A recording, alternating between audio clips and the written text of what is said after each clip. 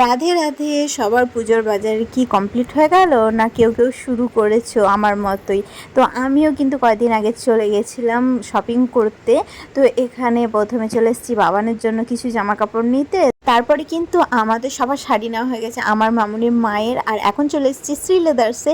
এবছর শ্রীলেদার্সটা আমাদের এখানে নতুন ওপেনিং হয়েছে, তাই এখানে কিছু কালেকশনও দেখতে এসেছিলাম। আর এর সাথে সোমেনও একটা জুতো কিন্তু নিয়েছে। আর বাবানের জন্য এখন চলে এসেছি এক্সপ্রেস বাজারে ওর আরও কিছু জামা কাপড় নিতে। তো এই যে এই হোয়াইট কালার শার্টটা দেখতে পেলে ওপরে চাপানো ছিল, ওটা নিয়েছে। আর এই জিন্সটা ওর জন্য নেওয়া হয়েছে, আরও কিছু জামা কাপড় নেওয়া হয়েছে। তো সেগুলো সব পরে দেখাবো, তার আগে টুকটাক খাওয়া দাওয়া করে নিই। প্রচণ্ড খিদে পেয়ে গেছে, হঠাৎ করে আমাদের আজকে শপিং করাটা ঠিক হলো আর কি। তো টুকটাক করে এগিয়ে রাখি, কারণ পুজো আর কিন্তু বেশি দিন নেই, প্রায় 1 মাসের মতো আছে।